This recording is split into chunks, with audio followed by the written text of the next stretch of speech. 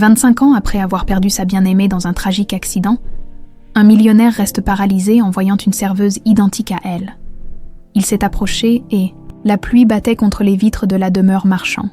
Immense manoir niché sur les hauteurs de la ville, aussi froid et impénétrable que son propriétaire.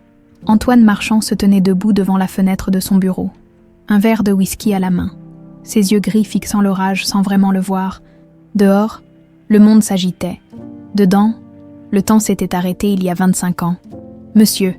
La voix de Bernard résonna dans la pièce, brisant le silence qui n'était troublé que par le tic-tac incessant de l'horloge ancienne. Antoine ne se retourna pas. « Oui, Bernard. Il est 20 heures. Il est... » « Monsieur, vous n'avez rien mangé de la journée. » Un soupir.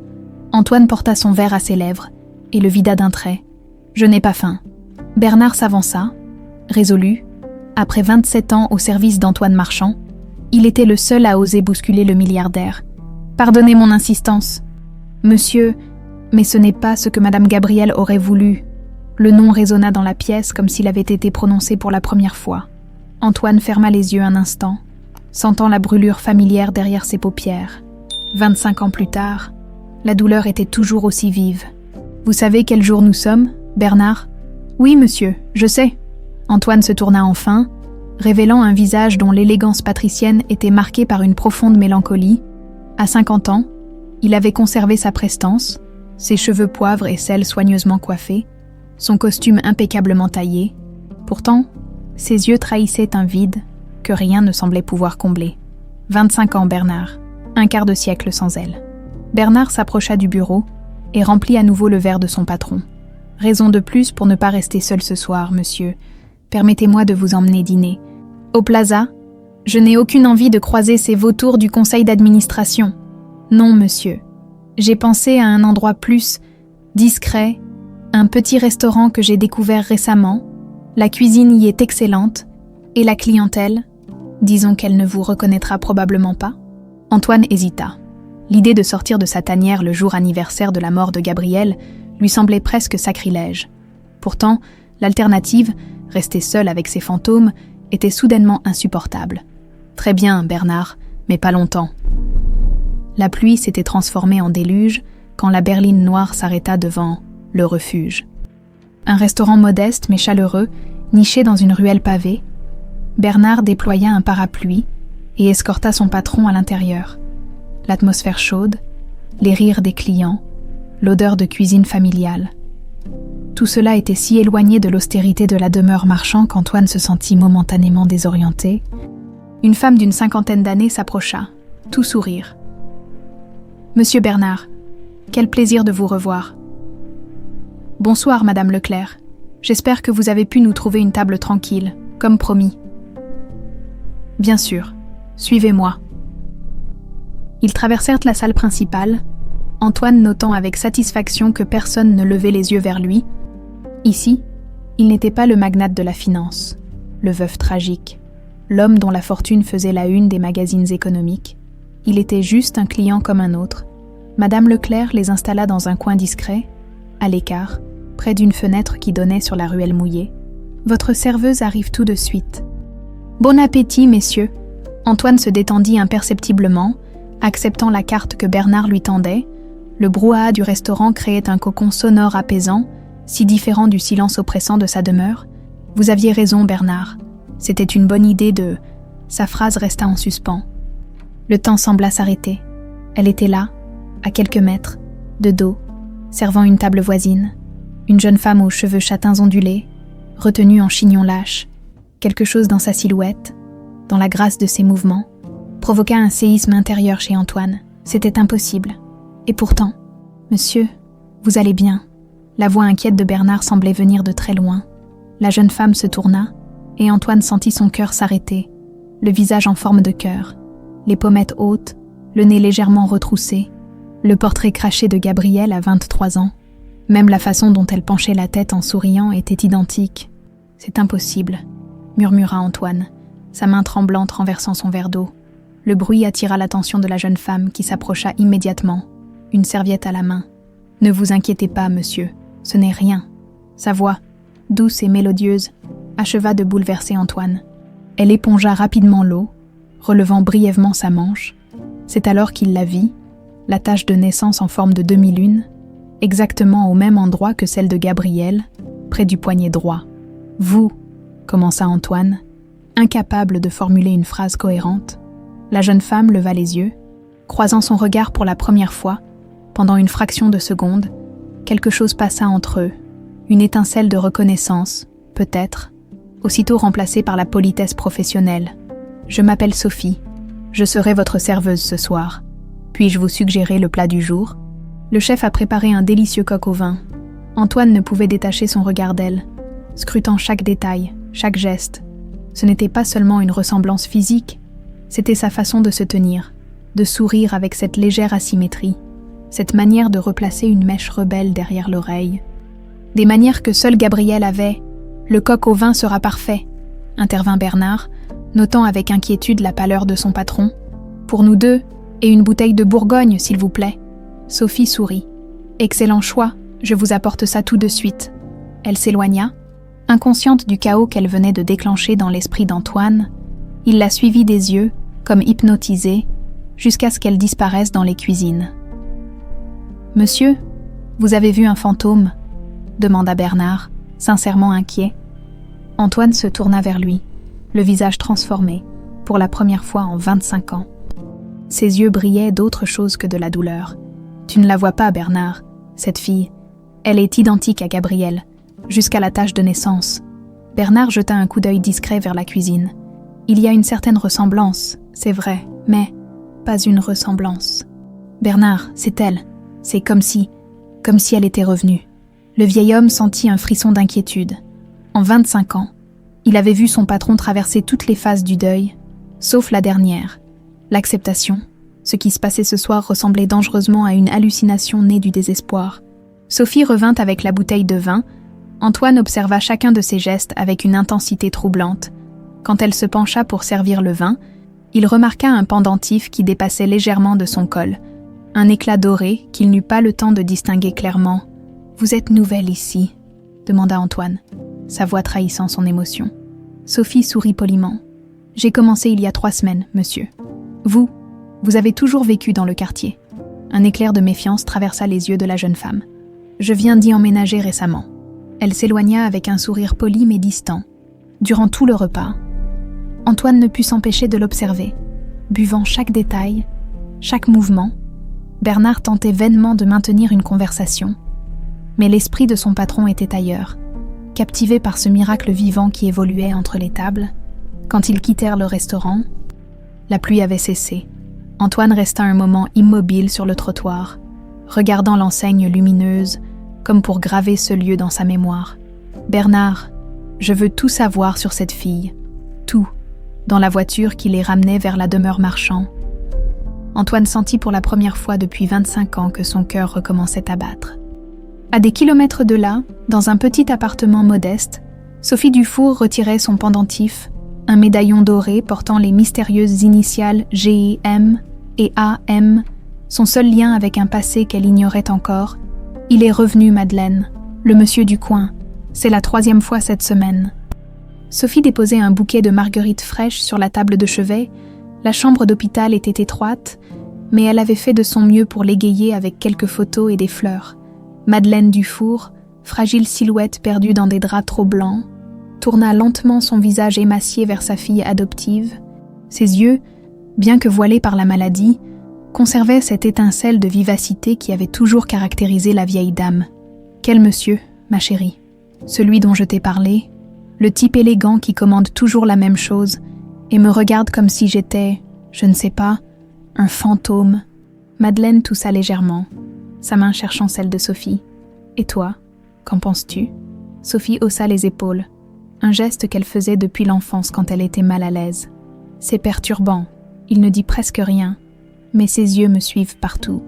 Madame Leclerc dit qu'il s'appelle Marchand. »« Antoine Marchand, apparemment, c'est quelqu'un d'important. » À la mention de ce nom, Madeleine tressaillit imperceptiblement.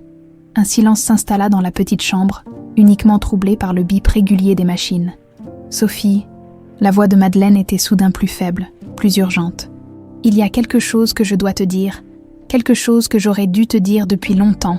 Sophie se figea, sentant une appréhension familière l'envahir, celle qui l'accompagnait depuis l'enfance, chaque fois qu'elle se demandait d'où elle venait vraiment, dans l'imposant bureau de la résidence Marchand.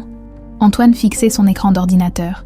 3 photos de Sophie s'affichaient, des clichés pris discrètement au restaurant par le détective privé qu'il avait engagé dès le lendemain de sa découverte.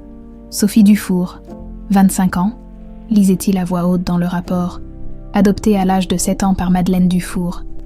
Ancienne institutrice, aujourd'hui retraitée et gravement malade, avant cela, pupille de l'État, sans information sur ses parents biologiques, études d'art à l'université, abandonnée il y a 6 mois pour s'occuper de sa mère adoptive, travaille comme serveuse au refuge depuis 3 semaines.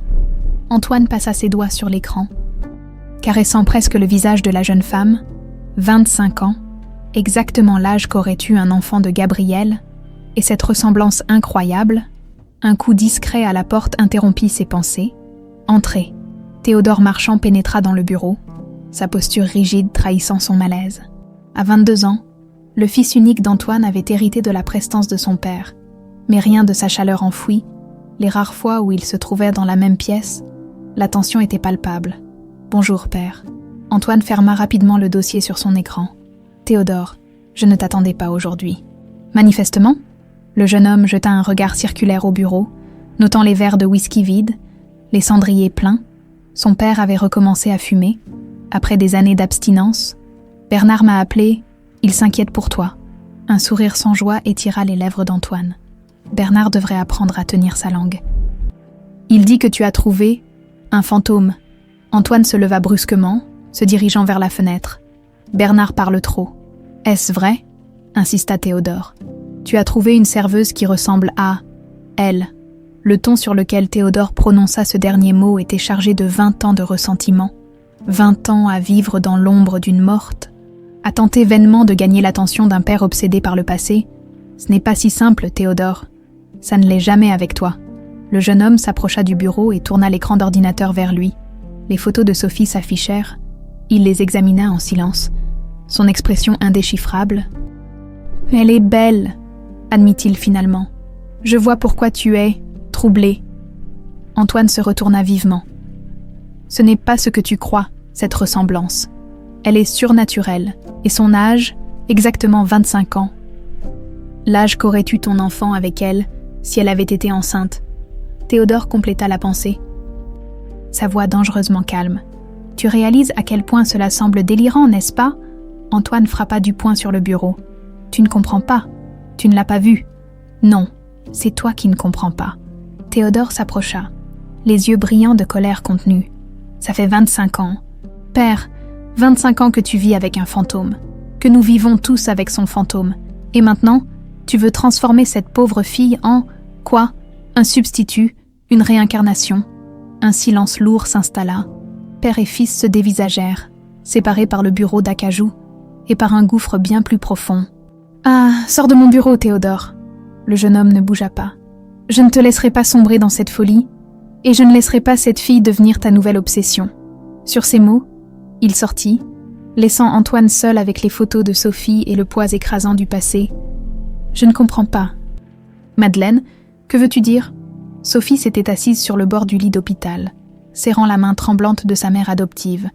Madeleine semblait soudain agitée, ses yeux allant de Sophie au placard près de la fenêtre. « Dans mon sac à main, la petite boîte bleue, apporte-la-moi, s'il te plaît. » Sophie s'exécuta, un sentiment d'appréhension grandissant en elle. Madeleine ouvrit la boîte avec des gestes malhabiles, révélant une clé. « L'armoire chez nous, celle de ma chambre, il y a une petite boîte au fond, tout au fond, derrière mes cahiers. Je l'ai gardée pour toi, pour quand tu serais prête. Je crois que ce moment est venu. Quelle boîte ? De quoi parles-tu » Madeleine toussa violemment, son corps frêle secoué par l'effort. « Je ne t'ai pas trouvée à l'orphelinat comme je te l'ai dit, Sophie. Je t'ai trouvée ailleurs. » Le cœur de Sophie manqua un battement. Toute sa vie, elle avait vécu avec ce vide, l'absence d'origine.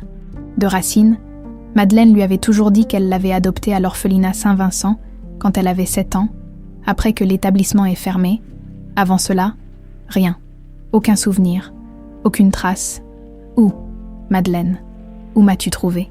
Les yeux de la vieille femme se remplirent de larmes. Dans les décombres, ma chérie, dans les décombres d'un accident terrible, tu étais si petite, si fragile. Sophie sentit le monde vaciller autour d'elle. Un accident. Quel accident? Il y avait ce médaillon, continua Madeleine, sa voix faiblissant.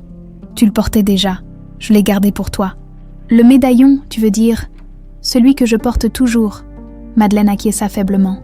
Les initiales, je n'ai jamais su ce qu'elles signifiaient. G-M-A-M. Sophie porta instinctivement la main à son cou, sentant sous ses doigts le contour familier du médaillon doré, son trésor le plus précieux. Son seul lien tangible avec le mystère de ses origines, un bip soudain plus rapide sur les moniteurs fit sursauter Sophie. Le visage de Madeleine était devenu gris, sa respiration laborieuse. « Madeleine !» L'infirmière accourut, poussant doucement Sophie de côté. « Il faut la laisser se reposer maintenant. » Sa tension chute. « Non, je dois savoir. » Sophie résista un instant, désespérée d'en apprendre plus. « Sophie !» La voix de Madeleine n'était plus qu'un murmure. « Pardon de t'avoir menti toutes ces années. Trouve la boîte, trouve la vérité. » Ses yeux se fermèrent tandis que les médecins entraient en trombe dans la chambre. Sophie fut gentiment mais fermement conduite à l'extérieur, dans le couloir aseptisé. Elle s'adossa au mur, tremblante. Son monde venait de basculer en quelques minutes. Qui était-elle vraiment? D'où venait-elle? Et quel était le lien avec ce médaillon qu'elle avait toujours porté, considérant qu'il venait de sa mère biologique? Ce soir-là, quand Antoine entra au refuge, son cœur battait à tout rompre. Il avait passé la journée à imaginer ce moment, à préparer ce qu'il dirait, mais quand Madame Leclerc s'approcha, son expression grave l'arrêta net. « Bonsoir, monsieur. Je suis désolée. Mais Sophie n'est pas là ce soir. Sa mère adoptive a été transférée en soins intensifs. Je ne sais pas quand elle reviendra. » Antoine sentit une déception écrasante, aussitôt suivie d'inquiétude. Le rapport mentionnait que la mère de Sophie était malade, mais pas à ce point. C'est grave. Madame Leclerc haussa les épaules tristement. Cancer en phase terminale. Les médecins ne lui donnent plus que quelques jours. Cette pauvre petite a tout abandonné pour s'occuper d'elle. Antoine hésita, puis sortit une carte de sa poche. Quand vous la verrez, pourriez-vous lui donner ceci? C'est important. La patronne prit la carte, simple, élégante, avec juste un nom et un numéro de téléphone. Je le ferai. Monsieur Marchand, à l'instant où Antoine quittait le restaurant, Sophie franchissait le seuil de son modeste appartement, d'une main tremblante. Elle inséra la clé dans la serrure de l'armoire que Madeleine avait toujours gardée fermée. Tout au fond, derrière de vieux cahiers, une petite boîte en métal l'attendait. Elle l'ouvrit, révélant une coupure de journal jaunie par le temps. La date remontait à 25 ans. Le titre, en gros caractères, annonçait « Tragédie dans les Alpes ». L'épouse du financier Antoine Marchand périt dans un accident d'avion. Les doigts de Sophie se crispèrent sur le papier. Antoine Marchand, l'homme qui la regardait avec tant d'intensité au restaurant, l'homme dont les initiales correspondaient à celles gravées sur son médaillon, Théodore Marchand faisait tourner son verre de whisky entre ses doigts, observant le liquide ambré à la lumière tamisée du bar. Face à lui, Luc Mercier, détective privé à la réputation sulfureuse, parcourait les documents éparpillés sur la table. « Alors, vous voulez que je surveille cette fille ?» demanda Luc, un homme trapu à la cinquantaine, au visage marqué par des années d'enquête peu recommandables. « Je veux tout savoir sur elle », précisa Théodore. « Ses habitudes, ses fréquentations, son passé, surtout son passé. » Luc émit un petit ricanement. « Vous pensez qu'elle est une arnaqueuse, qu'elle a découvert l'histoire de votre père et se fait passer pour... quoi exactement ?» Théodore se pencha en avant, baissant la voix. « Je ne sais pas encore. Mais cette ressemblance avec Gabriel Marchand n'est pas une coïncidence. Mon père est vulnérable quand il s'agit d'elle. Et riche, ajouta Luc avec un sourire cynique. Très riche. Exactement. » Théodore sortit une enveloppe épaisse qu'il glissa vers le détective. « Votre avance, le double quand vous m'apporterez des résultats concrets. » Luc empocha l'enveloppe, sans même vérifier son contenu. « Ça marche, patron. » Au refuge, Sophie était revenue travailler, malgré l'état critique de Madeleine. Elle avait besoin de l'argent pour les soins palliatifs. Et étrangement, le restaurant lui offrait un havre de normalité dans sa vie soudain bouleversée. Elle servait machinalement, son esprit encore embrouillé par les révélations des jours précédents. L'article de journal qu'elle avait trouvé racontait l'accident d'avion qui avait coûté la vie à Gabriel Marchand. épouse du financier Antoine Marchand. 25 ans auparavant, les photos montraient une jeune femme d'une beauté saisissante, dont la ressemblance avec Sophie était troublante. Sophie, elle sursauta, renversant presque le plateau qu'elle portait. Madame Leclerc lui tendait une carte de visite. « Le monsieur élégant est passé hier. Il a laissé ça pour toi. » Sophie prit la carte, sentant son cœur s'accélérer. Simple, élégante, elle ne portait qu'un nom, Antoine Marchand, et un numéro de téléphone. A-t-il dit quelque chose ? Juste que c'était important. Madame Leclerc l'observa avec curiosité. « Tu le connais ? » ?»« Non, » répondit Sophie, un peu trop rapidement. « Pas vraiment. » Elle glissa la carte dans sa poche. Troublée, que lui voulait cet homme ? Savait-il quelque chose sur son passé, sur ses origines ? La clochette de la porte tinta, annonçant un nouveau client. Sophie se figea. Antoine Marchand venait d'entrer. Plus élégant que jamais dans son costume gris anthracite, leurs regards se croisèrent. Et pendant un instant, le monde sembla s'arrêter. Il s'installa à la même table que la dernière fois, à l'écart. Sophie hésita, puis s'approcha, le cœur battant. « Bonsoir, monsieur. »« Bonsoir, Sophie. » Sa voix était douce, presque hésitante. « J'ai appris pour votre mère. Je suis désolée. » Sophie fut prise au dépourvu par cette entrée en matière. « Merci, » murmura-t-elle. Un silence s'installa, chargé de non-dits. Antoine semblait chercher ses mots, comme si tout ce qu'il avait prévu de dire s'était évaporé. « Comment savez-vous mon nom ?» demanda finalement Sophie, bien qu'elle connaisse la réponse. « Je l'ai demandé à Madame Leclerc », répondit-il simplement.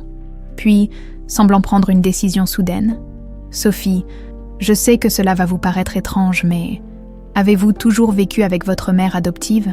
La question confirma ses soupçons. Il savait quelque chose. Pourquoi cette question, monsieur Marchand ? Antoine tressaillit légèrement en entendant son nom. Vous savez qui je suis. Ce n'était pas une question, mais une constatation. Sophie hésita, puis décida que la franchise était sa meilleure option. J'ai trouvé un article de journal sur l'accident d'avion, votre femme. Elle me ressemblait, n'est-ce pas ? Les yeux d'Antoine s'emplirent d'une émotion intense. À mi-chemin entre la douleur et l'espoir. Pas seulement un peu, Sophie. C'est comme si vous étiez elle. Sophie recula instinctivement d'un pas. La conversation prenait une tournure qui l'effrayait. « Je dois servir d'autres clients », dit-elle précipitamment. « Attendez. » Antoine sortit une photo de sa poche intérieure. « Regardez, s'il vous plaît. » À contre-cœur, Sophie prit la photo. C'était un portrait de Gabrielle Marchand, rayonnante dans une robe d'été, riant à l'objectif. La ressemblance était si frappante que Sophie en eut le souffle coupé. « Je ne comprends pas, » murmura-t-elle. « C'est impossible. » « C'est ce que je pensais aussi, » dit doucement Antoine. « Jusqu'à ce que je vous voie, Sophie. Je sais que cela semble fou, mais j'aimerais vous aider à découvrir vos origines, si vous le permettez. » Sophie lui rendit la photo, ses mains tremblant légèrement. « Pourquoi feriez-vous ça ? Parce que je crois que ce n'est pas une coïncidence.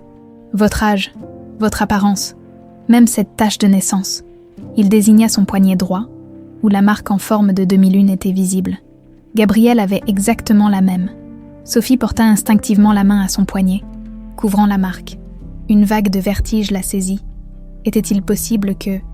Non, c'était absurde. Elle ne pouvait pas être liée à cette femme. Et pourtant... « Je dois y aller, » dit-elle abruptement. « Je suis désolée. » Elle s'éloigna rapidement, laissant Antoine seul avec sa déception et ses questions sans réponse, dans son petit atelier aménagé au fond de son appartement. Sophie contemplait la toile inachevée devant elle. Peindre avait toujours été son refuge. Sa façon d'exprimer ce qu'elle ne pouvait pas dire avec des mots. Ce soir, ses coups de pinceau étaient fiévreux, presque désespérés, sans vraiment le réaliser. Elle peignait un paysage montagneux, des pics enneigés, se découpant contre un ciel d'un bleu intense. Elle n'avait jamais visité les Alpes. Et pourtant, les détails émergeaient sous son pinceau avec une précision troublante.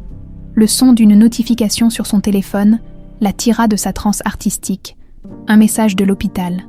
L'état de Madeleine s'était stabilisé, mais restait critique. Sophie soupira de soulagement. Puis reporta son attention sur sa peinture. C'est alors qu'elle le vit, au fond de la vallée qu'elle avait peinte, presque dissimulée par les arbres. On distinguait les débris d'un petit avion. Sophie laissa tomber son pinceau. Horrifiée, Elle n'avait pas consciemment prévu de peindre cela. C'était comme si sa main avait été guidée par... Quoi? Un souvenir? Une prémonition? Le médaillon à son cou semblait soudain plus lourd. Elle le sortit, observant pour la 1000e fois les initiales gravées. G.M. A.M. Gabriel Marchand, Antoine Marchand. Ses doigts tremblants cherchèrent la carte de visite dans sa poche. Devait-elle appeler? Que dirait-elle? Bonjour. Je crois que je suis liée d'une façon mystérieuse à votre défunte épouse. Un coup sec à sa porte la fit sursauter. Il était presque 23 heures. Qui pouvait venir à cette heure? Méfiante, elle s'approcha de la porte. Qui est là? Sophie. Une voix masculine. Jeune, qu'elle ne reconnaissait pas. Je m'appelle Théodore Marchand. Nous devons parler. Claudine Moreau, 70 ans. Ancienne gouvernante de la famille Marchand, maintenant à la retraite, sirotait son thé au refuge. Elle venait rarement en ville depuis qu'elle s'était installée à la campagne. Mais ce jour-là, une course urgente l'y avait amenée. Elle avait choisi ce petit restaurant par hasard. Quand la serveuse s'approcha pour prendre sa commande, Claudine leva les yeux et laissa tomber sa tasse. Le bruit de porcelaine brisée attira l'attention, mais la vieille femme ne s'en souciait pas. Elle fixait Sophie, le visage blême comme si elle avait vu un fantôme. « Madame, vous allez bien ?» Sophie s'agenouilla pour ramasser les débris. Claudine saisit son poignet avec une force surprenante pour son âge. « Mon Dieu, c'est impossible. Pardon. » Sophie tenta de se dégager, mal à l'aise. « Gabriel, » murmura Claudine. « Comment est-ce possible ?»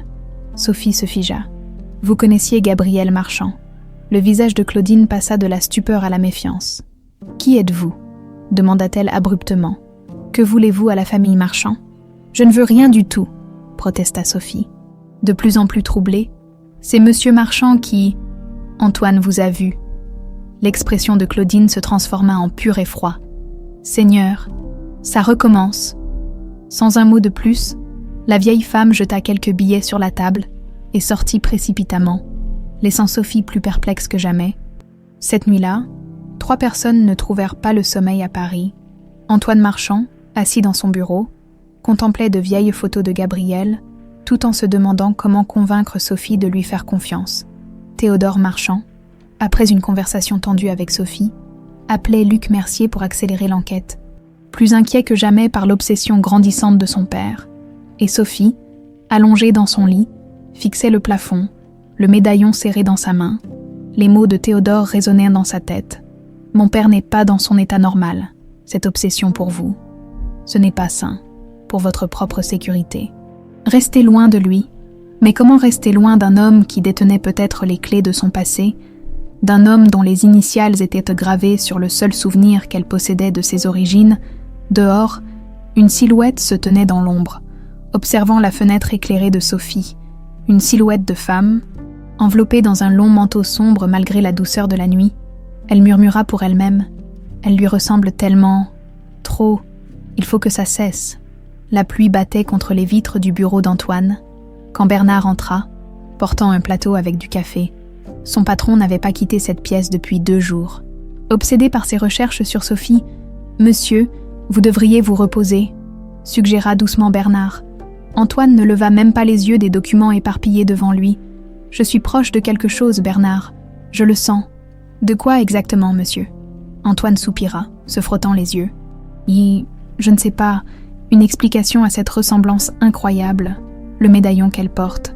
J'en suis certain, c'est celui que j'ai offert à Gabriel pour notre mariage. Bernard posa doucement sa main sur l'épaule de son patron. Monsieur, avez-vous envisagé que, peut-être, vous voyez ce que vous voulez voir? Antoine se leva brusquement. Non, Bernard, ce n'est pas dans ma tête. Le médaillon, la tache de naissance, son âge, tout correspond. Le téléphone sonna, interrompant leur conversation. Antoine décrocha immédiatement. « Oui, Monsieur Marchand ?» Une voix féminine, hésitante. « C'est Sophie Dufour. » Antoine fit signe à Bernard de sortir, son cœur battant soudain plus vite. « Sophie, je suis heureux que vous appeliez. J'ai réfléchi à votre proposition, » dit-elle, « de m'aider à découvrir mes origines. Et, un silence, puis, j'accepte, mais à mes conditions. » Dans un café tranquille, loin du refuge, Sophie attendait, nerveuse.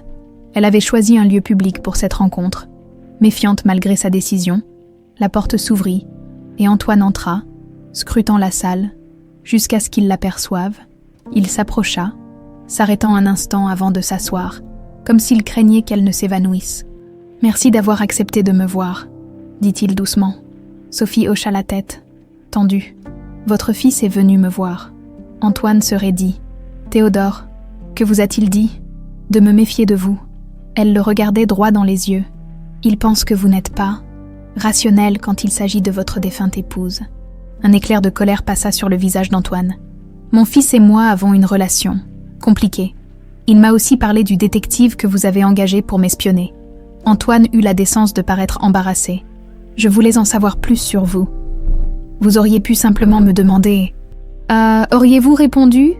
Sophie détourna le regard. « Probablement pas. » Elle sortit le médaillon de sous son chemisier. « C'est à cause de ça que vous pensez que je suis liée à elle, n'est-ce pas ?» Antoine fixa le médaillon, hypnotisé. « Puis-je » Sophie hésita, puis fit glisser la chaîne par-dessus sa tête et la lui tendit. Antoine prit le médaillon comme s'il s'agissait d'un objet sacré, ses doigts tremblant légèrement. « Je l'ai fait faire spécialement pour Gabriel, » murmura-t-il, « pour notre mariage, il y a 27 ans. » Il l'ouvrit délicatement, révélant l'inscription à l'intérieur. « Pour J.M., mon éternel amour. » Comment est-il arrivé en votre possession, Sophie ? D'après Madeleine, je l'avais déjà quand elle m'a trouvée. Elle hésita. Dans les décombres d'un accident. Antoine releva brusquement la tête. Quel accident ? Quand ? Elle ne me l'a pas précisé avant. La voix de Sophie se brisa légèrement. Yinas. Madeleine est morte hier soir. Antoine posa instinctivement sa main sur celle de Sophie. Je suis désolée. Elle retira sa main, mal à l'aise avec ce contact. Il y a autre chose. Elle sortit un carnet de son sac. J'ai trouvé ça dans ses affaires. C'est son journal de l'époque. Elle l'ouvrit à une page marquée « 15 février, il y a 25 ans ». Elle écrit qu'elle faisait une randonnée près de Chamonix quand elle a entendu un grand bruit. Elle a trouvé les débris d'un petit avion, et moi, un bébé, dans les bras d'une femme mourante. Antoine pâlit visiblement. Gabrielle. Elle dit que la femme lui a demandé de me prendre, de me mettre en sécurité. Elle était terrifiée, pas seulement à cause de l'accident. Elle répétait « Elle va revenir, elle va nous trouver. » Elle, de qui parlait-elle ? Sophie haussa les épaules. Madeleine ne le savait pas. Elle m'a emportée, m'a cachée. Elle était institutrice dans un village isolé. Quand l'orphelinat a fermé dans sa région, elle a arrangé les papiers pour faire croire que j'en venais. Antoine se leva brusquement. « Sophie, je dois vous montrer quelque chose.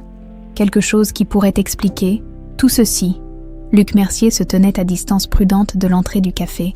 Photographiant Antoine et Sophie à travers la vitre, son téléphone vibra. « Théodore, des nouvelles ?» demanda le jeune marchand sans préambule. « Ils sont ensemble, au Café des Artistes. » Un juron étouffé à l'autre bout de la ligne. Qu'est-ce qu'elle lui a dit ? Impossible à dire d'ici. Mais ils ont l'air proches. Suivez-les. Je veux savoir où ils vont, ce qu'ils font. Luc raccrocha, observant le couple qui quittait le café. Quelque chose dans cette histoire lui échappait. Cette fille, Sophie, ne ressemblait pas à une arnaqueuse. Elle semblait véritablement perdue, cherchant des réponses.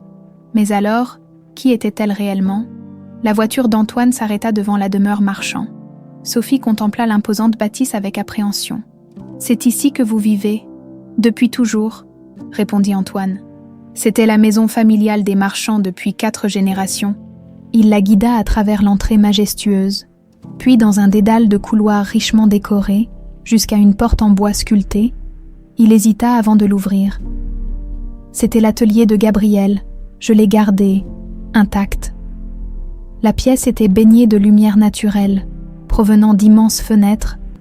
Des toiles étaient disposées partout, certaines accrochées aux murs, d'autres simplement appuyées contre les meubles, des paysages, principalement, des montagnes, des lacs, des forêts enneigées. Le style était impressionniste, les couleurs vives, la technique maîtrisée. Sophie s'avança lentement. Comme hypnotisée, ses peintures, c'était comme si elle les connaissait déjà, comme si elle avait déjà vu ces paysages. Elle adorait peindre Chamonix, expliqua Antoine doucement. Nous y passions tous nos étés. Sophie s'arrêta devant une toile en particulier. Un paysage montagneux, presque identique à celui qu'elle avait peint dans son appartement, y compris le petit lac au fond de la vallée. « C'est impossible », murmura-t-elle. « Qu'y a-t-il ? Cette peinture, j'en ai fait une presque identique hier soir, sans jamais avoir vu celle-ci. » Antoine la regarda intensément. « Montrez-moi vos mains. » Surprise. Sophie tendit ses mains et Antoine les prit délicatement, examinant ses doigts. « Gabrielle avait une cicatrice, ici, » dit-il en touchant la base du pouce droit de Sophie. Elle s'était coupée avec un couteau de palette quand elle était adolescente. Sophie retira vivement ses mains. « Je n'ai pas de cicatrice. Je ne suis pas elle. »« Monsieur Marchand, alors qui êtes-vous » Son regard était presque suppliant. « Comment expliquez-vous tout ceci ?» Sophie secoua la tête, dépassée. « Je ne sais pas. Je ne comprends rien à ce qui se passe. » Un bruit dans le couloir les fit se retourner. Théodore se tenait dans l'encadrement de la porte, son visage figé dans une expression de colère contenue. « Je vois que les présentations ont été faites, » dit-il d'une voix glaciale. Antoine se redressa. « Théodore, que fais-tu ici ? » « J'habite encore ici, père. Du moins, jusqu'à ce que vous décidiez de me déshériter au profit de votre nouvelle. »« Trouvaille !» Sophie rougit. « Je devrais partir. »« Non !» intervint Antoine, puis se tournant vers son fils. « Théodore ?» Sophie essaie simplement de comprendre ses origines. « Vraiment ?» Théodore s'avança dans la pièce. « Et ça n'a rien à voir avec le fait qu'elle ressemble étrangement à votre défunte épouse. Avec le fait que vous avez passé 25 ans à vous morfondre, incapable d'accepter sa disparition. » Antoine blêmit. « Ça suffit. » »« Non, ça ne suffit pas. » Théodore se tourna vers Sophie. « Savez-vous combien il vaut ? Des milliards. Savez-vous ce que certaines personnes seraient prêtes à faire pour mettre la main sur une telle fortune ?» Sophie le dévisagea, stupéfaite. « Vous pensez que je... » Elle secoua la tête, indignée. « Je me fiche complètement de son argent. Bien sûr, c'est ce que vous diriez. » Sophie ramassa son sac. « Je n'ai pas à supporter ça. Merci pour votre aide, monsieur Marchand.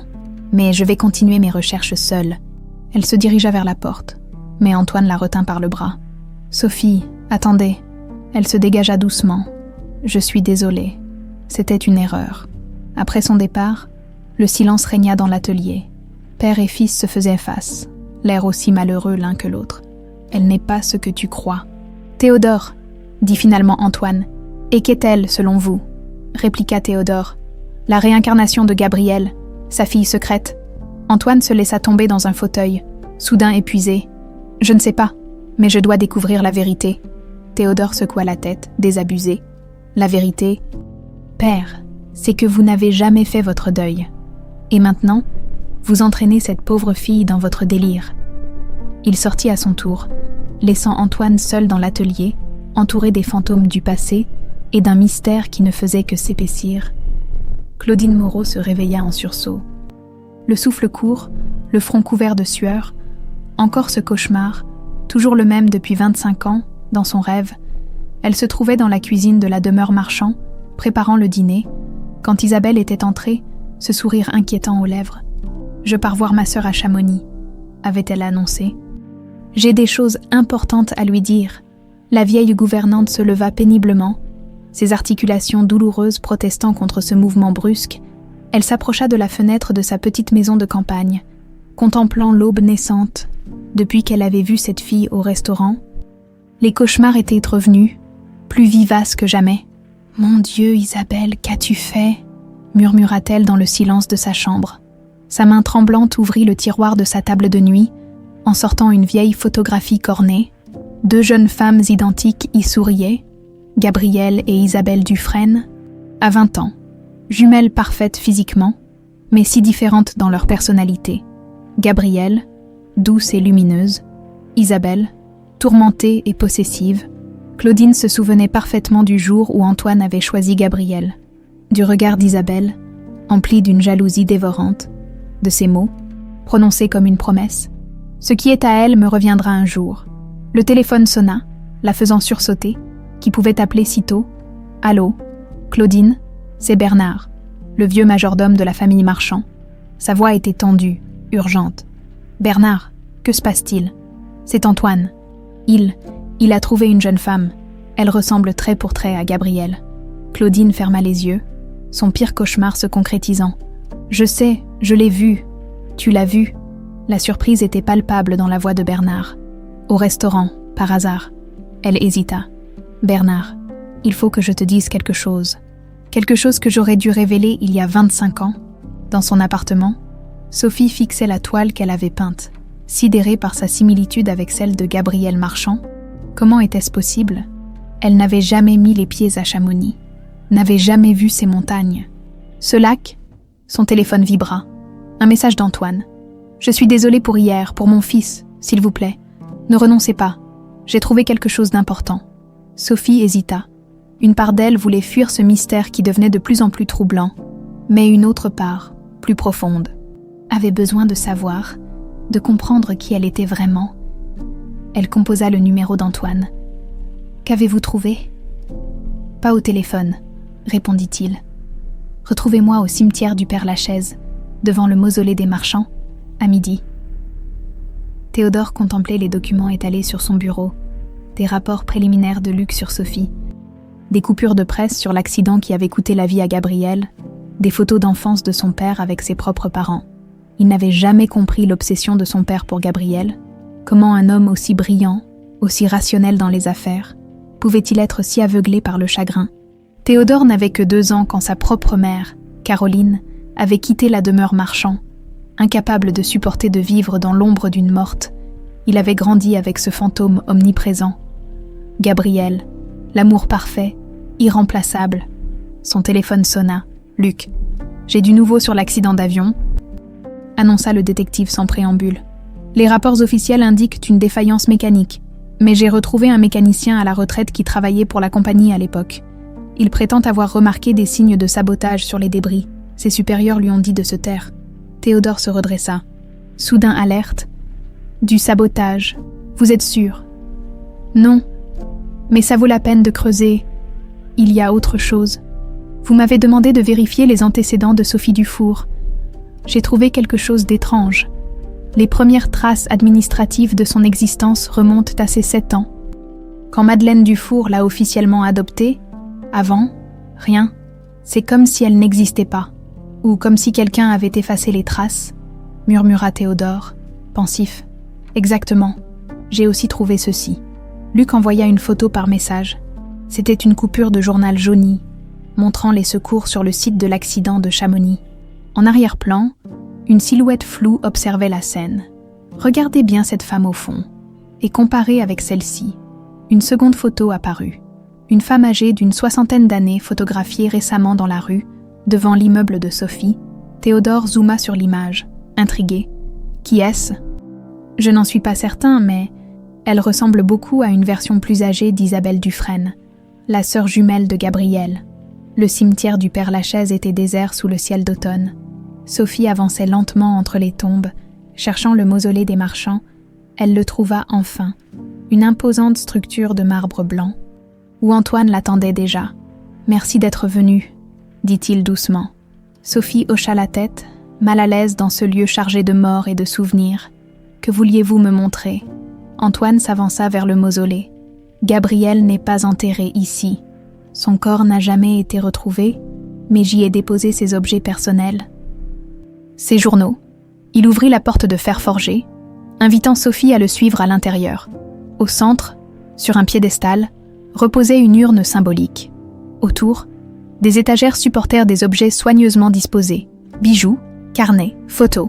Antoine se dirigea vers une petite boîte en bois sculptée. « J'ai retrouvé ceci hier soir. En cherchant parmi ses affaires, je ne l'avais jamais ouvert. C'était son journal le plus intime. » Il tendit à Sophie un petit carnet relié de cuir. « Lisez la dernière entrée. » Sophie prit le carnet avec hésitation. L'ouvrant à la page indiquée, l'écriture était fine, élégante. « 10 février, lut-elle à voix haute. Je dois partir pour Chamonix demain. Véronique m'a appelée, complètement paniquée. Elle dit qu'elle est enceinte de 8 mois et qu'elle n'ose pas l'annoncer à sa mère. Pauvre petite, à 17 ans, attendre un enfant. Je lui ai proposé de venir me rejoindre au chalet, le temps qu'elle trouve le courage d'affronter Isabelle. Ma sœur peut être si dure parfois, si intransigeante. » Sophie releva la tête, perplexe. « Véronique, la fille d'Isabelle, » expliqua Antoine. « La nièce de Gabriel, elle avait 17 ans à l'époque. Je ne savais pas qu'elle était enceinte. » Je ne savais même pas qu'elle devait être dans cet avion. Sophie poursuivit sa lecture. Je n'ai rien dit à Antoine. Véronique veut garder sa grossesse secrète jusqu'à ce qu'elle soit prête. Le bébé est prévu pour mi-février, une petite fille. Sa voix se brisa, une émotion étrange l'envahissant. À mi-février, c'est quand je suis née, selon les documents de Madeleine. Je serai née le 15 février. Antoine la regardait intensément. Sophie, et si vous étiez cet enfant, la fille de Véronique? Sophie recula, submergée par cette possibilité. Mais pourquoi Madeleine m'aurait-elle caché? Pourquoi personne n'a jamais su? Le journal de Gabrielle mentionne qu'elle craignait la réaction d'Isabelle. Peut-être que... Un bruit les interrompit, des pas qui s'approchaient. Ils se retournèrent pour découvrir Théodore à l'entrée du mausolée. « Je savais que je vous trouverais ici, » dit-il. Son regard allant de son père à Sophie. « J'ai appris quelque chose sur l'accident. » Antoine se raidit. « Qu'as-tu découvert ?»« Des preuves que l'avion a été saboté. » Il s'avança, sortant son téléphone pour montrer les photos. Et ce n'est pas tout. Regardez qui se trouvait sur les lieux. Observant les secours, Antoine examina l'image, son visage se décomposant. « Mon Dieu, Isabelle.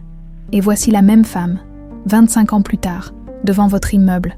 Sophie, elle vous surveille. » Sophie sentit un froid glacial l'envahir. « Pourquoi? Qui est-elle vraiment? » « La sœur jumelle de Gabrielle, » répondit Antoine, son visage devenu livide. « Elle a toujours été instable, obsédée par moi, par ma relation avec sa sœur. Elle a disparu après l'accident. Tout le monde la croyait morte, elle aussi. » « Et si ?» Théodore hésita, comme s'il craignait de formuler sa pensée. « Et si c'était elle qui avait saboté l'avion ?» Un silence de plomb s'abattit sur le mausolée.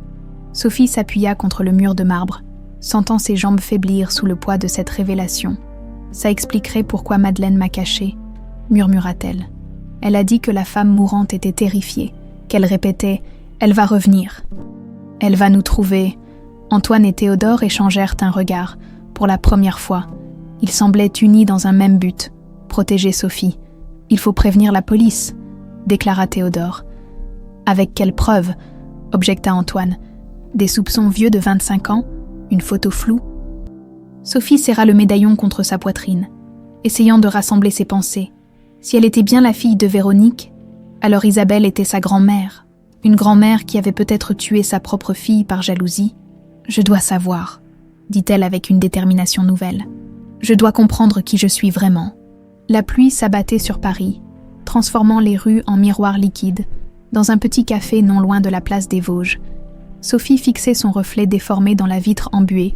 3 jours s'étaient écoulés depuis la révélation au cimetière, 3 jours pendant lesquels elle avait tenté d'assimiler ce qui pourrait être la vérité sur ses origines.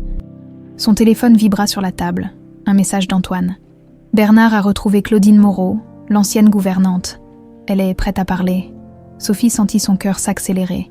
Une pièce de plus dans ce puzzle déchirant. La porte du café s'ouvrit, laissant entrer une rafale d'air humide, et Théodore Marchand. Il s'avança vers elle, l'air étrangement vulnérable sous la pluie qui gouttait de ses cheveux sombres. « Je peux m'asseoir ?» demanda-t-il, son habituelle arrogance momentanément éclipsée. Sophie acquiesça silencieusement. Leur dernière rencontre au mausolée avait changé quelque chose entre eux.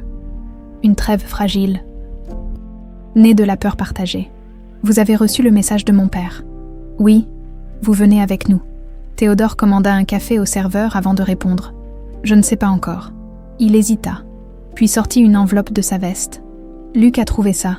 Des photos de l'enterrement symbolique de Gabrielle. Sophie prit l'enveloppe avec précaution, comme si elle pouvait contenir un explosif. Les photographies montraient une cérémonie austère. Antoine plus jeune mais déjà marqué par le chagrin, entouré de gens en noir. « Regardez la femme au fond », indiqua Théodore, près du grand cyprès. Sophie plissa les yeux. Une silhouette féminine se tenait à l'écart, partiellement dissimulée derrière un arbre, même à distance, même floue. La ressemblance avec les photos de Gabrielle était frappante. « Isabelle », murmura Sophie. Elle était là, observant. Théodore se pencha en avant. Elle n'a jamais vraiment disparu. Elle surveillait mon père depuis le début. Un frisson parcourut Sophie. Pensez-vous qu'elle me surveille aussi ? J'en suis certain. Théodore semblait inhabituellement grave. « Écoutez, Sophie, je me suis montrée hostile envers vous, et j'en suis désolée.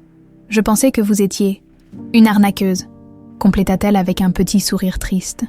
Oui, il eut la décence de paraître embarrassé. Mais maintenant, je pense que vous êtes en danger. Si Isabelle a vraiment fait ce que nous soupçonnons, elle ne voudra pas que la vérité éclate. Acheva Sophie, sentant une sueur froide couler le long de son dos. Le téléphone de Théodore sonna. « Antoine, nous arrivons », dit-il brièvement avant de raccrocher. Il se tourna vers Sophie, une étrange détermination dans le regard. « Je ne laisserai personne vous faire du mal, ni à vous, ni à mon père. » Pour la première fois, Sophie entrevit le vrai Théodore derrière la façade de cynisme. Un homme loyal, protecteur, marqué par les blessures d'une enfance sans véritable foyer émotionnel, Antoine Marchand n'était pas homme à célébrer son anniversaire, depuis la disparition de Gabrielle. Cette date n'évoquait pour lui que le passage inexorable du temps, chaque année l'éloignant davantage de leur bonheur partagé. Pourtant, cette année, sur l'insistance de Bernard et, étonnamment, de Théodore, il avait accepté qu'une petite réception soit organisée dans la demeure familiale. Une trentaine de personnes seulement, amis proches, quelques associés d'affaires, la vieille garde fidèle. « Vous êtes sûr de vouloir m'inviter ?» avait demandé Sophie au téléphone, mal à l'aise. « Absolument », avait répondu Antoine. « Claudine y sera aussi. Ce sera l'occasion parfaite pour qu'elle vous rencontre, officiellement. » Sophie se tenait maintenant devant son miroir, contemplant sa robe noire simple mais élégante, la seule qu'elle possédait pour ce genre d'occasion. Son médaillon reposait sur sa poitrine, captant la lumière. Elle hésita, puis le glissa sous le tissu de sa robe. Ce soir, elle ne voulait pas attirer l'attention sur ce lien avec le passé. Le son d'un klaxon l'arracha à ses pensées. Théodore l'attendait en bas, comme promis, à sa grande surprise. Il avait insisté pour venir la chercher, évoquant des mesures de sécurité nécessaires. Luc Mercier n'aimait pas la tournure que prenait cette affaire. Ce qui avait commencé comme une simple surveillance d'une possible arnaqueuse s'était transformé en quelque chose de bien plus sombre. Un meurtre vieux de 25 ans, une femme disparue qui rôdait encore, une famille brisée par les secrets. Son téléphone vibra, un message d'un ancien collègue de la police qui l'avait contacté pour obtenir des informations sur l'accident d'avion, dossier classifié, accès refusé 2 fois, bizarre pour un simple accident. Quelqu'un a fait pression, fais gaffe, Luc. Le détective fronça les sourcils, de plus en plus mal à l'aise. Il composa le numéro de Théodore, tombant directement sur la messagerie. Le fils Marchand devait déjà être à la réception. Un mouvement attira son attention de l'autre côté de la rue. Une silhouette féminine encapuchonnée venait de sortir d'une berline sombre et se dirigeait vers la résidence des Marchands. Quelque chose dans sa démarche, dans la façon dont elle se tenait, Luc sortit précipitamment de sa voiture, son instinct d'ancien flic en alerte. La demeure Marchand resplendissait de lumière. Sophie fut accueillie avec Théodore dans le hall majestueux par Bernard, qui les conduisit vers le grand salon où se tenait la réception. Antoine vint immédiatement à leur rencontre, visiblement soulagé de les voir arriver. « Sophie, Théodore, enfin, » il baissa la voix. « Claudine est là, elle est très nerveuse. » Sophie balaya la pièce du regard, apercevant la vieille gouvernante assise dans un coin, l'air tendu et vulnérable. Leurs regards se croisèrent un instant, et Claudine pâlit visiblement. « Elle sait quelque chose », murmura Théodore. « Quelque chose qu'elle n'a jamais dit. » Antoine hocha la tête gravement. Bernard a réussi à la convaincre de parler, mais elle a peur. « De quoi ?» demanda Sophie. « D'Isabelle », répondit simplement Antoine. « Toujours d'Isabelle. » La soirée progressait lentement. Sophie se sentait observée, non seulement par les invités curieux de connaître cette mystérieuse jeune femme introduite par Antoine, mais aussi par Claudine, qui n'avait cessé de la suivre des yeux. Finalement, Sophie se dirigea vers la vieille gouvernante, s'asseyant doucement à côté d'elle. « Madame Moreau, je suis Sophie. »« Je sais qui vous êtes, » répondit Claudine d'une voix tremblante. « Vous lui ressemblez tellement, mais pas à elle, à Véronique. » Sophie sentit son cœur bondir. « Vous connaissiez Véronique ?» Bien sûr, elle venait souvent ici, pour voir sa tante, une gentille fille, douce comme Gabrielle, pas comme sa mère. Elle frissonna légèrement. « Isabelle » murmura Sophie. « Que s'est-il vraiment passé, Madame Moreau ?» Claudine jeta un regard nerveux autour d'elle, comme si elle craignait d'être entendue. « Je ne peux pas. » C'est trop dangereux. Dangereux pour qui? Pour tous? La vieille femme saisit soudain la main de Sophie. Vous portez le médaillon, n'est-ce pas? Celui de Gabriel? Sophie acquiesça lentement. Comment le savez-vous? Parce que j'étais là quand Antoine le lui a offert. J'étais comme une mère pour elle. Vous savez, pour les deux sœurs, ses yeux s'embuèrent de larmes. J'aurais dû voir, j'aurais dû l'arrêter. Arrêter qui? Isabelle. Claudine se leva brusquement. Je dois partir. Ce n'était pas une bonne idée de venir. Attendez. Sophie se leva à son tour, la retenant doucement par le bras. Dans ce mouvement, son médaillon glissa hors de sa robe, brillant sous les lumières du salon. Claudine le fixa, hypnotisée. Mon Dieu, c'est bien lui. Le silence tomba progressivement sur la pièce, les conversations s'éteignant une à une, alors que les invités remarquèrent le médaillon doré. Antoine, qui discutait avec un groupe d'hommes d'affaires, s'interrompit au milieu d'une phrase. Son regard attiré par l'éclat métallique sur la poitrine de Sophie, Claudine semblait maintenant au bord de l'évanouissement, son visage d'une pâleur de cire. « Je ne peux plus porter ce secret », murmura-t-elle, si bas que seule Sophie pouvait l'entendre. Trop longtemps, trop de morts. Et soudain, avant que quiconque puisse réagir, la vieille gouvernante s'effondra au centre de la pièce, secouée de sanglots incontrôlables. « C'était Isabelle !» cria-t-elle, sa voix résonnant dans le silence stupéfait. C'est elle qui a saboté l'avion. Elle voulait se débarrasser de Gabriel pour avoir Antoine. Elle ne savait pas que Véronique serait à bord, sa propre fille, enceinte de 8 mois. Antoine se précipita vers Claudine, tandis que les invités reculaient, choqués par cette explosion de douleur et de vérité. « Claudine, calmez-vous !» supplia Antoine, s'agenouillant près d'elle. « Non !» La vieille femme était maintenant inconsolable, 25 ans de silence explosant en une confession torrentielle. Elle est allée là-bas, après l'accident, avant les secours. Elle a trouvé Véronique morte et Gabrielle mourante. Mais le bébé était né dans l'accident. Les regards convergèrent vers Sophie, qui se tenait immobile, le médaillon serré dans sa main tremblante. Elle a pris l'enfant, poursuivit Claudine, ses yeux fous rivés sur Sophie. Elle l'a donné à une femme qui passait par là, avec le médaillon, pour effacer les traces. Un murmure parcourut l'assemblée. Sophie sentit ses jambes faiblir sous elle, soutenue in extremis par Théodore qui s'était approché silencieusement. « Comment savez-vous tout cela ?» demanda Antoine d'une voix blanche. « Parce qu'elle me l'a dit », sanglota Claudine. Des années plus tard, elle voulait se vanter, montrer qu'elle avait gagné, qu'elle vous aurait un jour. Un bruit soudain à l'entrée du salon fit se retourner tous les invités. Luc Mercier se tenait là, essoufflé, son costume débraillé. « Théodore !» cria-t-il. « Elle est ici, dans la maison. » Au même instant, une voix s'éleva du fond de la pièce. Une voix de femme, âgée, mais étrangement familière. Quelle touchante réunion de famille. Tous se retournèrent. Près de la cheminée se tenait une femme d'une 60aine d'années, au visage marqué par le temps, mais conservant une ressemblance frappante avec les photos de Gabriel. Ses yeux, froids et calculateurs, étaient fixés sur Sophie. « Bonjour, petite fille », dit Isabelle Dufresne avec un sourire glacial. « Comme tu ressembles à ta mère. » Un silence assourdissant s'abattit sur la pièce. Les invités, pétrifiés, formaient un tableau figé autour des principaux protagonistes de ce drame. Antoine, livide, Théodore, tendu comme un arc, Sophie, tremblante, Claudine, effondrée, et Isabelle Dufresne, debout près de la cheminée, une lueur dérangeante dans le regard. « Comment osez-vous venir ici ?» La voix d'Antoine brisa enfin le silence. Chargée d'une fureur contenue, Isabelle esquissa un sourire sans joie. « C'est mon invitation que tu contestes, Antoine, après toutes ces années. » Elle s'avança lentement dans la pièce. Les invités s'écartèrent sur son passage, comme face à un animal dangereux.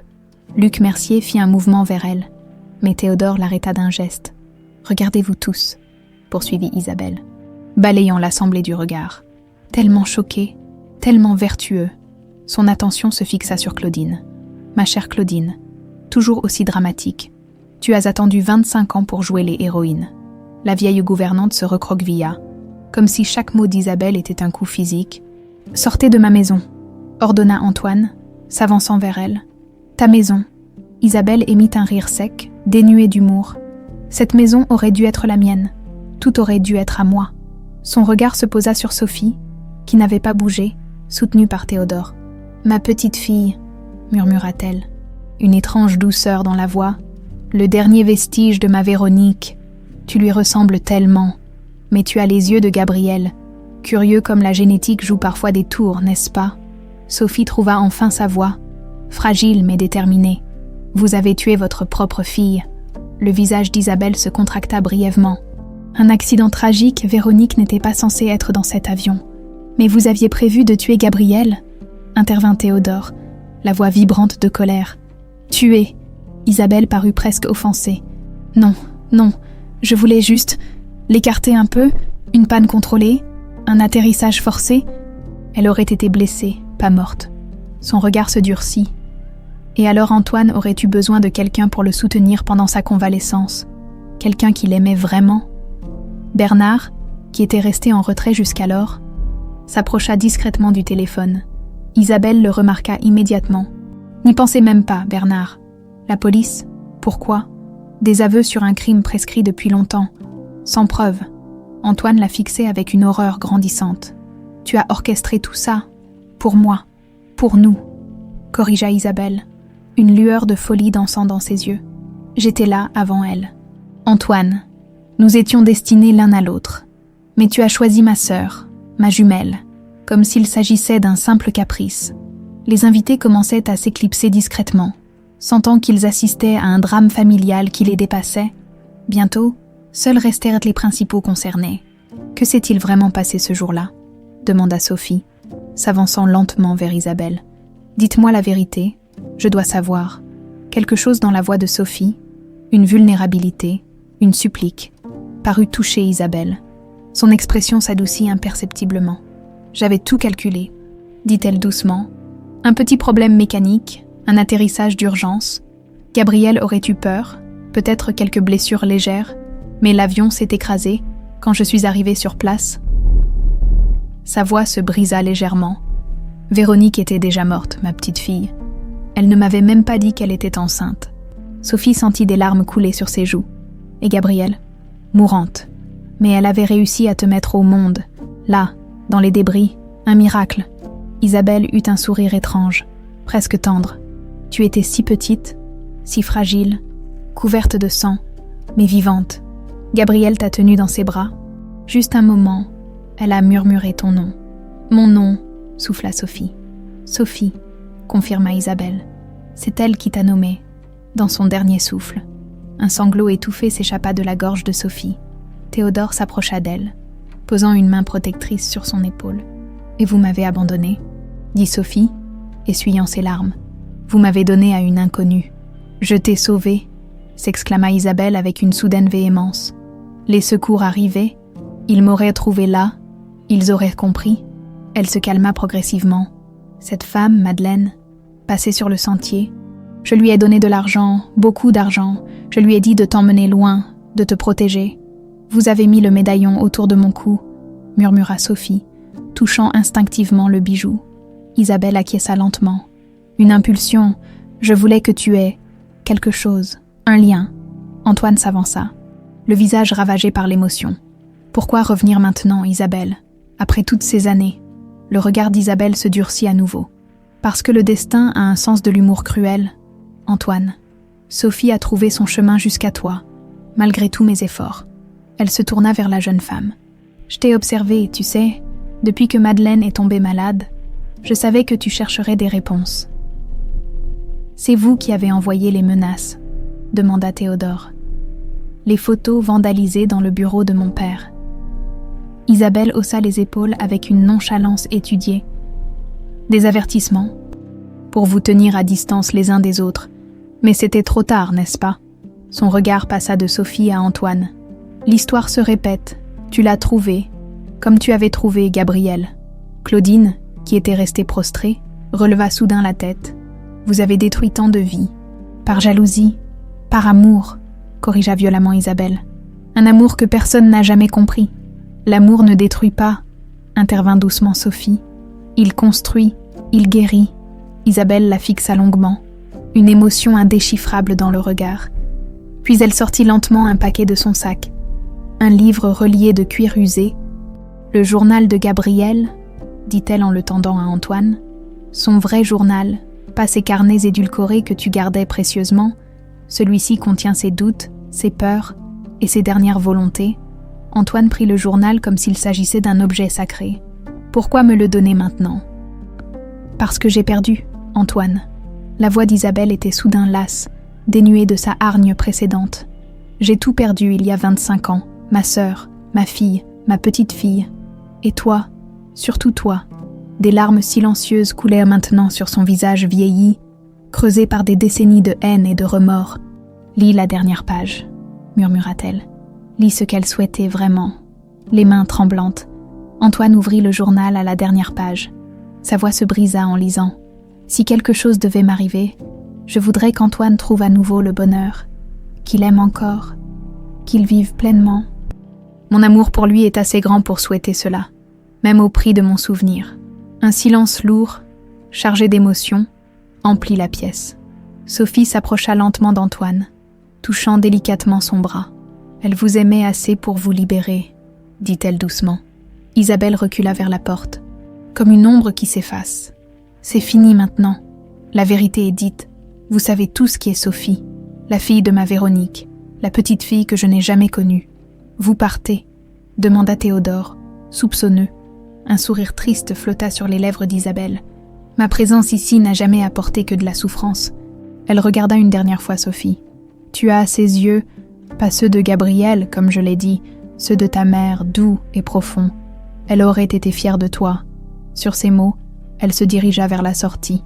Luc fit un mouvement pour la retenir, mais Antoine l'arrêta. « Laissez-la partir, » dit-il. « La justice ne ramènera pas les morts. » Quand la porte se referma sur Isabelle, Sophie sentit un poids immense s'envoler de ses épaules. Elle savait enfin qui elle était, non pas la réincarnation d'un amour perdu, ni le fruit d'une relation secrète, mais le dernier lien d'une chaîne brisée par la tragédie. Elle regarda le médaillon à son cou, comprenant enfin sa signification. Non pas un symbole d'amour romantique, mais un héritage, un fil ténu entre le passé et l'avenir. Antoine s'approcha d'elle, les yeux brillants de larmes contenues. « Je suis désolée, Sophie. Tout ce temps, j'ai cru, j'ai espéré que j'étais votre fille, » acheva-t-elle doucement. « Je comprends. » Théodore les observait, son visage habituellement fermé, laissant transparaître une émotion nouvelle, un mélange de soulagement et de compassion. Dans ce salon où tant de vérités avaient éclaté, 3 âmes blessées commençaient timidement à entrevoir un chemin vers la guérison, un chemin qu'ils pourraient peut-être parcourir ensemble. L'aube pointait à peine lorsque Théodore Marchand se gara devant le petit immeuble où habitait Sophie. La nuit avait été interminable. Après le départ d'Isabelle, il avait fallu calmer Claudine, disperser les derniers invités et surtout, trouver un endroit sûr pour Sophie, bouleversée par les révélations. « Tu es certaine de vouloir rester seule ?» demanda-t-il lorsqu'ils atteignirent la porte de l'appartement. Sophie hocha la tête. « J'ai besoin de réfléchir, de digérer tout ça. » Une gêne inhabituelle flottait entre eux. En quelques heures, leur relation avait radicalement changé, de la méfiance à la complicité, puis à quelque chose de plus compliqué quand ils avaient tous deux cru qu'elle pourrait être la demi-sœur de Théodore. Maintenant qu'ils savaient qu'elle était la petite fille d'Isabelle, la nièce de Gabrielle, que restait-il ? « Je passerai te prendre à midi, » dit Théodore, pour les tests ADN. Sophie frissonna légèrement. « Tu crois vraiment que c'est nécessaire, après tout ce qu'a dit Isabelle ? Mon père a besoin de certitude, et toi aussi, je pense. » Elle acquiesça lentement. Puis, dans un geste qui les surprit tous les deux, se pencha pour l'embrasser légèrement sur la joue. « Merci Théodore, pour tout. » Il la regarda disparaître derrière la porte. Troublé par ce contact inattendu, dans la voiture, il resta un moment immobile, fixant l'immeuble endormi. Quelque chose avait changé en lui, comme si une partie de sa colère, de son amertume s'était dissipée avec les révélations de la nuit. Son téléphone vibra. « Luc, j'ai des nouvelles », annonça le détective sans préambule. Isabelle Dufresne ne s'appelle plus ainsi depuis longtemps. Elle vit sous le nom de Marie Bertrand, dans un petit village près de Lyon, veuve, officiellement retraitée de l'Éducation nationale. Vous l'avez suivie hier soir. J'ai essayé, elle m'a semé après 2 kilomètres. Cette femme n'est pas ordinaire. Théodore, elle sait qu'elle est surveillée. Théodore réfléchit un instant. Continuez à chercher. Je veux savoir où elle se cache. Dans la bibliothèque de la demeure Marchand. Antoine n'avait pas fermé l'œil. Les pages du journal de Gabrielle étaient étalées devant lui, relues 100 fois durant cette nuit sans fin. Sa Gabrielle, sa douce, lumineuse Gabrielle. Ces mots, couchés sur le papier avec cette écriture élégante qu'il connaissait si bien, résonnaient comme si elle était là, lui parlant à travers les années. « Je sais qu'Isabelle m'observe », avait-elle écrit 3 jours avant l'accident. « Je la sens. » Partout, son obsession pour Antoine ne s'est jamais éteinte. Parfois, je me demande si elle nous laissera jamais en paix. Et puis, cette dernière entrée, prémonitoire, quelque chose me dit que ce voyage à Chamonix sera différent des autres. J'ai ce pressentiment étrange, comme si le destin m'attendait là-bas. Si jamais je ne devais pas revenir, Bernard entra doucement, portant un plateau avec du café. « Vous devriez vous reposer, monsieur », dit-il avec douceur. Antoine leva vers lui un regard épuisé mais étrangement serein. « Je me sens libéré, Bernard, comme si un poids immense avait été ôté de mes épaules. » Il referma doucement le journal. Toutes ces années, j'ai vécu avec ce fantôme, cette présence constante de Gabrielle. Mais ce n'était pas elle que je gardais en vie. C'était ma culpabilité. Votre culpabilité, monsieur. De l'avoir envoyée seule à Chamonix ce jour-là, de ne pas avoir deviné les intentions d'Isabelle. Il soupira profondément. Maintenant, je sais que Gabrielle voulait que je continue à vivre, à aimer, sa dernière volonté. Bernard s'assit face à son patron, abandonnant pour une fois le protocole. Et Sophie, qu'allez-vous faire pour elle ? Le regard d'Antoine s'adoucit. L'aider à trouver sa place. Elle est la fille de Véronique, la petite nièce de Gabrielle. Elle fait partie de cette famille, d'une certaine manière. Et Théodore. Un sourire là apparut sur le visage d'Antoine. Je crois que mon fils a enfin trouvé quelqu'un capable de percer sa carapace. Sophie ne parvenait pas à dormir. Dans son petit atelier, elle contemplait la toile représentant les montagnes de Chamonix. Ce lieu qu'elle n'avait jamais visité mais qu'elle avait peint avec une précision troublante. Véronique, sa mère, une jeune fille de 17 ans, morte avant même d'avoir pu la tenir dans ses bras plus de quelques minutes. Qui était-elle ? Quels étaient ses rêves, ses espoirs ? Et son père ? Cet homme inconnu qui avait aimé Véronique assez pour lui donner un enfant, mais pas assez pour rester à ses côtés, tant de questions sans réponse, tant de pièces manquantes dans le puzzle de son identité. Elle sortit le médaillon. L'examinant à la lumière matinale, ce petit objet doré avait traversé le temps, portant en lui tant d'histoires, tant de drames. Elle l'ouvrit, relisant l'inscription. Pour G, M, mon éternel amour, A, M. Un détail la frappa soudain, une minuscule irrégularité sur la paroi intérieure du médaillon. Comme une fissure, elle l'examina plus attentivement, puis, suivant son intuition, exerça une légère pression. À sa grande surprise, un compartiment secret s'ouvrit, révélant un minuscule morceau de papier plié, les mains tremblantes. Sophie le déplia délicatement. L'écriture était fine, pressée, comme tracée dans l'urgence. Si tu lis ces mots un jour, sache que mon amour pour toi transcende le temps et la mort. Tu es notre miracle, notre étoile dans la nuit. Trouve ton propre chemin. Petite Sophie, vis, aime, pardonne. J'ai. Des larmes silencieuses coulèrent sur ses joues. Gabrielle. Ces mots venaient de Gabrielle. Pas pour Antoine, mais pour elle, pour l'enfant qu'elle n'avait pas porté, mais qu'elle avait aimé dans ses derniers instants. La sonnette de la porte la tira de sa contemplation émue. À travers le Judas, elle aperçut Théodore, revenu plus tôt que prévu. « Qu'est-ce qui se passe ?» demanda-t-elle en ouvrant la porte. Le visage du jeune homme était grave. Luc a retrouvé la trace d'Isabelle. Elle s'est rendue à l'hôpital il y a 1 heure. Elle est malade, en phase terminale apparemment. Cancer généralisé, elle n'en a plus pour longtemps. Il hésita. Elle a demandé à te voir, l'hôpital Saint-Louis. Avec ses couloirs aseptisés et son odeur caractéristique de désinfectant, rappelait douloureusement à Sophie les derniers jours de Madeleine. Elle suivait Théodore en silence, son esprit tourbillonnant d'émotions contradictoires. Devant la porte de la chambre, il s'arrêta. « Tu veux que je vienne avec toi ?» Sophie secoua la tête. « Je dois la voir seule. » Isabelle Dufresne, ou plutôt Marie Bertrand, était allongée dans un lit d'hôpital, son corps amaigri perdu dans la blancheur des draps, sans son maquillage et sa posture altière de la veille. Elle paraissait plus âgée, plus vulnérable. « Tu es venue ?» murmura-t-elle, un faible sourire étirant ses lèvres pâles. Sophie s'approcha lentement. « Vous saviez que j'allais venir. Je l'espérais. » Isabelle désigna une chaise près du lit. « Assieds-toi. Il me reste peu de temps, et beaucoup à te dire. » Sophie s'assit, observant ce visage ravagé qui, autrefois, avait été identique à celui de Gabriel. « Pourquoi m'avoir fait venir ? Parce que tu es tout ce qui reste. » La voix d'Isabelle était faible, mais déterminée. « La dernière trace de ma Véronique, de notre famille. »« Vous avez détruit cette famille, » répondit doucement Sophie, sans colère, constatant simplement « oui ». Aucune excuse, aucune justification. Juste cette reconnaissance simple, brutale, par jalousie, par obsession. J'ai tout perdu ce jour-là. Ma sœur, ma fille, et le peu d'humanité qui me restait. Sophie sortit le petit papier trouvé dans le médaillon. J'ai trouvé ceci. Un message de Gabriel. Les yeux d'Isabelle s'agrandirent légèrement. Je ne savais pas. Le médaillon avait un compartiment secret. Un message d'amour, de pardon.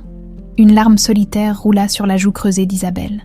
Ma sœur, toujours si noble, même mourante.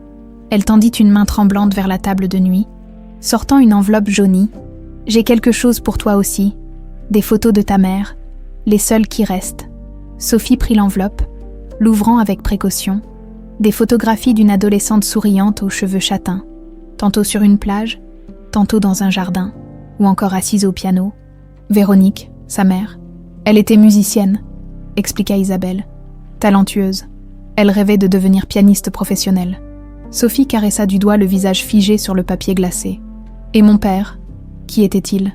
Le visage d'Isabelle se durcit légèrement. Un garçon du village, Julien Moreau, 18 ans comme elle.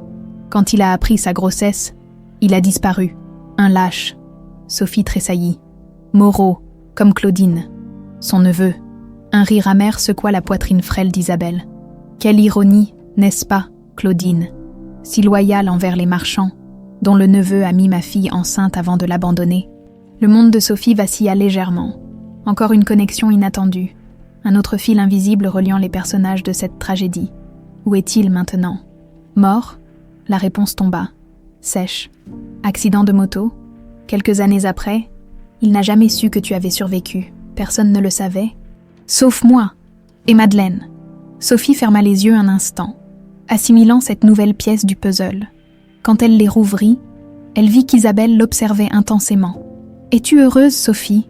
demanda-t-elle soudain. La question la prit au dépourvu. « Je ne sais pas, j'essaie de l'être, c'est... » Isabelle hocha faiblement la tête. « C'est tout ce qui compte. Être heureux malgré les tragédies, malgré les pertes, c'est ce que je n'ai jamais su faire. » Elle tendit la main vers Sophie. « Pardonne-moi, pas pour moi, je ne le mérite pas, mais pour toi, pour vivre en paix. » Sophie regarda cette main tendue, la main qui avait orchestré tant de souffrances, mais aussi celle qui l'avait sauvée des débris de l'avion, qui avait placé le médaillon autour de son cou. Lentement, elle l'a pris dans la sienne. « Je vous pardonne », dit-elle simplement. Un sourire apaisé apparut sur le visage d'Isabelle. Ses yeux se fermèrent doucement. « Merci », murmura-t-elle. « Maintenant, je peux partir. » La neige tombait doucement sur Paris, couvrant la ville d'un manteau blanc immaculé, dans le laboratoire médical du centre hospitalier Saint-Antoine. Sophie, Antoine et Théodore attendaient en silence. 3 jours s'étaient écoulés depuis la confession d'Isabelle à l'hôpital. 3 jours pendant lesquels Sophie avait oscillé entre la torpeur émotionnelle et une étrange sérénité née de la vérité enfin révélée. La porte s'ouvrit sur le docteur Lambert, tenant une enveloppe scellée, l'analyse ADN, demandée en urgence par Antoine, qui avait fait jouer ses relations pour obtenir les résultats en un temps record. « Monsieur Marchand », dit le médecin avec un léger hochement de tête, « les résultats sont conformes à vos hypothèses. » Il tendit l'enveloppe à Antoine, qui la prit d'une main légèrement tremblante. Le verdict était sans appel. Sophie n'était pas la fille de Gabriel, et Antoine comme il l'avait d'abord imaginé, mais bien celle de Véronique Dufresne, nièce de Gabriel et fille d'Isabelle. La génétique confirmait ce que les confessions d'Isabelle avaient révélé. « Merci, docteur », murmura Antoine, les yeux fixés sur le document. Une fois seul, un silence pesant s'installa entre les trois. « C'est réconfortant d'avoir une confirmation scientifique », dit finalement Sophie, tentant de sourire malgré l'émotion qui lui serrait la gorge. Antoine lui prit doucement la main. « Tu fais partie de cette famille, Sophie. quels que soient les liens exacts du sang. Théodore, resté en retrait jusque-là, s'approcha d'eux. Le test confirme aussi que nous ne sommes pas liés directement. Sa voix trahissait un soulagement à peine dissimulé. Sophie rougit légèrement, comprenant l'implication. Ces derniers jours, une proximité nouvelle s'était créée entre elle et Théodore, née des épreuves partagées et d'une compréhension mutuelle qui dépassait les mots. « Que comptes-tu faire maintenant ?» demanda Antoine. Sophie soupira, son regard se perdant vers la fenêtre où dansèrent les flocons. « Je vais retourner à mes études d'art. Madeleine aurait voulu que je termine ma formation. » Elle hésita. « Et j'aimerais aller à Chamonix, voir l'endroit où tout a commencé. » Antoine hocha gravement la tête. « Je t'y accompagnerai, si tu le souhaites. Il est temps que j'y retourne également. » Théodore s'éclaircit la gorge, visiblement mal à l'aise. « J'ai reçu un appel de l'hôpital ce matin, Isabelle. » Elle s'est éteinte dans la nuit. Sophie ferma les yeux un instant. Accueillant cette nouvelle avec un mélange complexe d'émotions, la femme qui avait détruit tant de vies, mais qui, par un étrange détour du destin, avait aussi permis sa survie, n'était plus. Elle a laissé quelque chose pour toi, poursuivit Théodore, sortant une clé de sa poche. La clé d'un coffre. À la banque centrale, le notaire m'a contacté juste après l'hôpital. Elle avait tout arrangé, sachant qu'elle n'en avait plus pour longtemps. La banque était un bâtiment austère au cœur du quartier financier, guidé par un employé discret. Ils furent reconduits dans une salle sécurisée où les attendait un coffre d'acier poli. Sophie inséra la clé d'une main hésitante, puis ouvrit lentement le coffre. À l'intérieur se trouvait une boîte en bois précieux, finement ciselée. Elle la sortit avec précaution, la déposant sur la table centrale. Quand elle souleva le couvercle, un jeu de documents soigneusement classés apparut, accompagné d'une lettre scellée portant son nom. « Je vous laisse », murmura Théodore, sentant que ce moment appartenait à Sophie seule. Mais elle retint son bras. « Non, restez, tous les deux. Je n'ai plus de secret pour vous. » Elle ouvrit l'enveloppe, dépliant une feuille couverte d'une écriture élégante mais tremblante. Les derniers mots d'Isabelle. « Et Sophie » lut-elle à voix haute. « Quand tu liras ces lignes, je ne serai plus. Je n'ai pas droit à ton pardon, mais j'espère t'offrir une forme de réparation. Dans ce coffre, tu trouveras l'acte de propriété d'une maison à Chamonix, celle où Gabriel et Antoine passèrent leurs étés, et où ta mère aimait tant se réfugier. J'avais réussi à l'acquérir sous un nom d'emprunt après l'accident, comme un trophée morbide de ma victoire. Je te la restitue aujourd'hui, ainsi que toutes mes économies.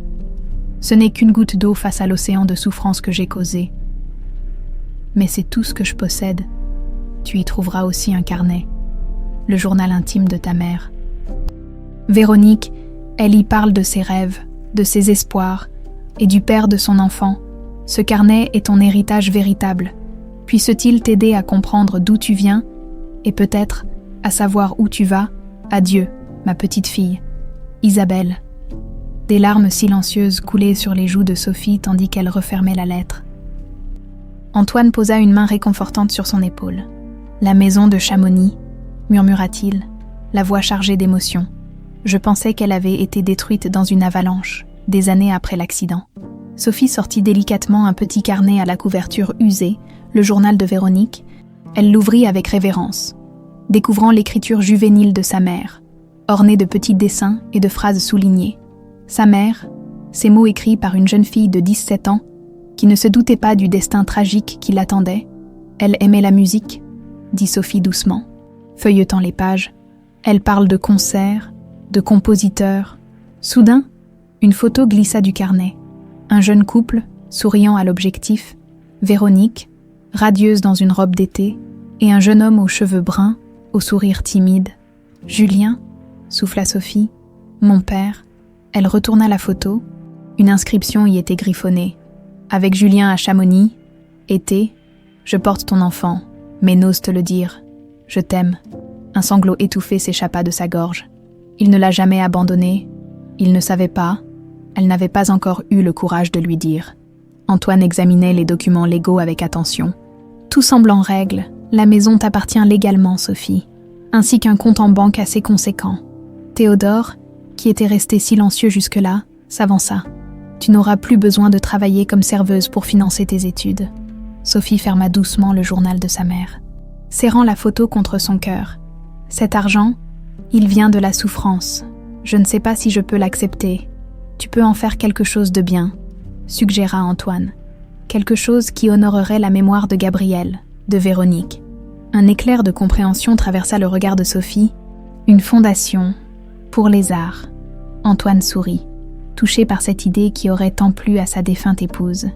Gabriel aurait adoré cela. 2 jours plus tard, ils se tenaient tous les 3 au cimetière du Père-Lachaise. La tombe d'Isabelle était simple, presque austère, contrastant avec la vie tumultueuse de celle qui y reposait désormais. À la demande de Sophie, une seule inscription y figurait. Isabelle Dufresne, 1954-2023. Puisse-t-elle trouver la paix? Sophie déposa un unique lys blanc sur la pierre tombale. Elle ne ressentait ni haine, ni amour pour cette femme complexe. Juste une forme de compassion teintée de tristesse pour une vie consumée par la jalousie et les regrets. « C'est étrange, dit-elle doucement, de penser que tout ce chemin, toutes ces souffrances et ces joies, tout a commencé par un choix, le choix d'Antoine entre 2 sœurs jumelles. » Antoine ferma les yeux, submergé par les souvenirs. Ce n'était pas un choix conscient, Sophie. L'amour ne se commande pas. J'ai aimé Gabriel dès l'instant où je l'ai vu, pour sa lumière intérieure, pas pour son apparence. Isabelle n'a jamais compris cela. Théodore observait Sophie avec une intensité nouvelle. Ces derniers jours, quelque chose avait changé entre eux. La menace d'un lien fraternel s'étant dissipée, ils découvraient une attraction mutuelle qu'ils n'osaient encore nommer. « Qu'allons-nous faire maintenant ?» demanda-t-il, s'adressant autant à son père qu'à Sophie. « Nous allons à Chamonix, » répondit Antoine. « Affronter les fantômes du passé, puis nous reviendrons et commencerons à construire quelque chose de nouveau. Ensemble. » Sophie hocha la tête, un léger sourire aux lèvres. Pour la première fois depuis qu'elle avait découvert la vérité sur ses origines, elle sentait un poids s'envoler de ses épaules. Elle n'était plus orpheline, plus sans racines. Elle avait un passé, tragique certes, mais réel, et devant elle s'ouvrait un futur qu'elle était enfin libre de façonner. Théodore lui prit doucement la main, et elle ne la retira pas. Antoine les observa un instant, puis détourna discrètement le regard, un sourire mélancolique aux lèvres. Gabrielle aurait approuvé. Elle avait toujours cru en la résilience de l'amour, en sa capacité à refleurir même sur les ruines les plus désolées. Ensemble, ils quittèrent le cimetière, laissant derrière eux les morts et leurs secrets, prêts à écrire un nouveau chapitre. 1 an s'était écoulé depuis les révélations qui avaient bouleversé leur vie. Le printemps habillait Paris d'une douceur nouvelle, comme si la nature elle-même célébrait un renouveau. La galerie d'art de la rue Saint-Honoré bourdonnait d'excitation. Une foule élégante se pressait pour l'inauguration de l'exposition intitulée « Écho ». Un dialogue pictural entre 2 artistes séparés par le temps, mais unis par un lien invisible. Sophie, radieuse dans une robe bleu nuit, se tenait devant la pièce maîtresse de l'exposition. 2 tableaux côte à côte, représentant le même paysage de Chamonix, l'un, peint par Gabriel 26 ans auparavant, l'autre, par Sophie elle-même, quelques mois plus tôt, lors de leur voyage dans les Alpes. C'est troublant, n'est-ce pas? Cette ressemblance dans le style, dans la sensibilité, murmura une critique d'art à son voisin, comme si la même âme s'exprimait à travers 2 mains différentes.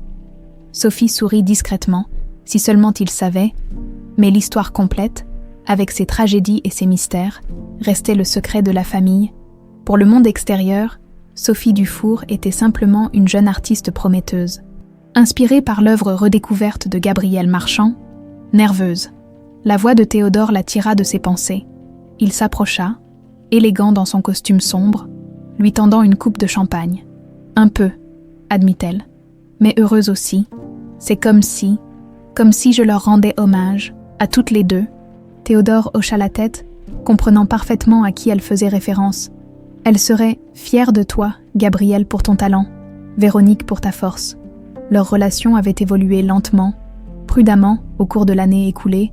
L'attraction initiale s'était transformée en un lien profond, nourri par les épreuves partagées et une compréhension mutuelle que peu pouvaient te revendiquer. Ils avançaient pas à pas, respectant chacun le cheminement personnel de l'autre. À l'autre bout de la galerie, Antoine Marchand observait la scène avec une émotion contenue. Le changement en lui était visible pour quiconque l'avait connu avant. La mélancolie permanente qui imprégnait ses traits s'était estompée.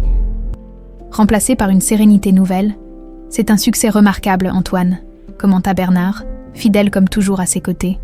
La fondation Gabriel Marchand démarre sur les chapeaux de roue. Antoine acquiesça, son regard fixé sur Sophie et Théodore. Elle a donné un sens à tout cela. Bernard, une direction que je n'aurais jamais imaginée. La fondation Gabriel Marchand pour les arts avait été créée 6 mois auparavant, financée par l'héritage d'Isabelle et une contribution substantielle d'Antoine. Son objectif, soutenir de jeunes artistes prometteurs et préserver l'héritage artistique de Gabriel. Sophie en était la directrice artistique, apportant sa vision fraîche et son énergie, tandis que Théodore gérait les aspects financiers et administratifs avec une efficacité que son père n'aurait jamais cru possible. Une transformation s'était opérée en chacun d'eux. Antoine avait finalement accepté de lâcher prise, de dire adieu au fantôme qui l'avait hanté pendant 25 ans. Théodore avait trouvé un but au-delà de sa colère et de son ressentiment, découvrant en lui une capacité à construire plutôt qu'à détruire. Et Sophie avait embrassé ses racines complexes, puisant dans cette histoire tragique une force créatrice qui nourrissait son art. Le tintement d'une cuillère contre un verre attira l'attention de l'assemblée. Antoine s'avança au centre de la pièce. « Mesdames, messieurs, chers amis », commença-t-il, sa voix assurée portant dans toute la galerie. « C'est avec une immense émotion que je vous accueille ce soir pour l'inauguration de cette exposition unique. » Son regard balaya la salle, s'arrêtant brièvement sur les visages familiers. Bernard, Claudine venue spécialement pour l'occasion, Luc Mercier qui était devenu un ami improbable. Il y a 26 ans, le monde perdait une artiste exceptionnelle en la personne de Gabriel Marchand. Pendant trop longtemps, j'ai gardé son œuvre pour moi seul, comme un trésor jalousement protégé. Aujourd'hui, grâce à Sophie, il lui tendit la main, l'invitant à le rejoindre. Ces toiles revivent et dialoguent avec une sensibilité contemporaine, qui, j'en suis certain, aurait enchanté Gabriel. Sophie s'approcha. Émue, prenant sa place aux côtés d'Antoine, Théodore les rejoignit spontanément, formant un tableau familial qui n'échappa à personne. La Fondation Gabriel Marchand a pour vocation de perpétuer non seulement la mémoire d'une artiste, mais aussi ses valeurs, la beauté, l'authenticité, la capacité de l'art à transcender la douleur pour créer quelque chose de lumineux. Antoine marqua une pause, visiblement ému. Cette exposition marque également un moment spécial pour notre famille. Il se tourna vers Théodore et Sophie, un sourire plein de tendresse aux lèvres. Je suis heureux de vous annoncer officiellement les fiançailles de mon fils, Théodore, avec Sophie Dufour. Des applaudissements chaleureux et quelques exclamations surprises accueillirent cette nouvelle. Théodore prit la main de Sophie, y déposant un baiser discret. Leurs regards se croisèrent, complices, heureux de ce moment partagé. « Et maintenant, » reprit Antoine, « j'aimerais vous inviter à découvrir ces œuvres avec vos cœurs, autant qu'avec vos yeux. Car l'art véritable, comme l'amour véritable, transcende le temps, la mort, et même nos compréhensions limitées. Il nous rappelle que la beauté peut naître des cendres et que certains liens sont véritablement éternels. » Sur ces mots, il leva son verre, initiant un toast repris par toute l'assemblée. La soirée se poursuivit dans une atmosphère de célébration élégante. Les critiques s'extasiaient devant la profondeur émotionnelle des œuvres, les invités circulaient entre les tableaux, et un sentiment de accomplissement flottait dans l'air.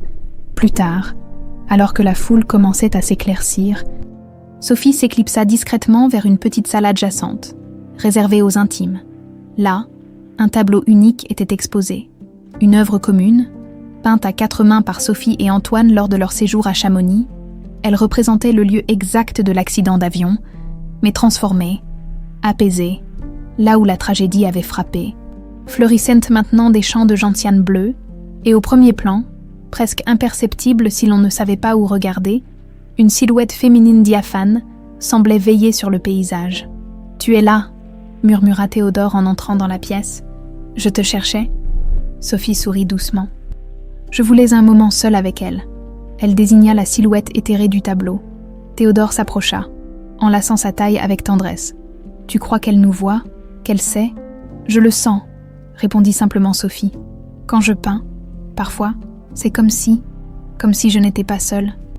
Comme si ma main était guidée. » Ils restèrent ainsi, contemplant en silence cette œuvre qui était à la fois un adieu et une célébration, un pont entre le passé et l'avenir.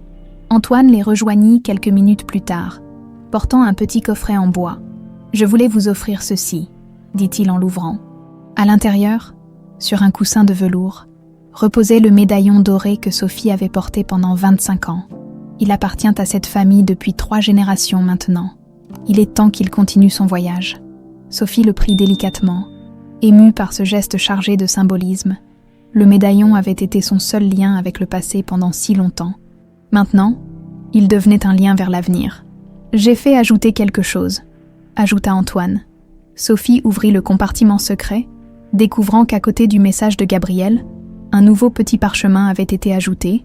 Elle le déplia, reconnaissant l'écriture d'Antoine. Pour SD et TM, que votre amour transcende les ombres du passé et illumine les chemins de l'avenir. AAM, les larmes aux yeux. Sophie referma doucement le médaillon et le passa autour de son cou. À la famille, dit-elle simplement, englobant dans ce mot tout ce qu'ils avaient perdu, tout ce qu'ils avaient trouvé, et tout ce qu'ils construiraient ensemble. À travers la fenêtre de la galerie, le soleil couchant baignait Paris d'une lumière dorée, promesse d'un nouveau jour à venir. Dans cette lueur chaleureuse, 3 silhouettes unies regardèrent vers l'avenir, tandis que le médaillon captait les derniers rayons. Brillant comme une étoile contre le cœur de Sophie,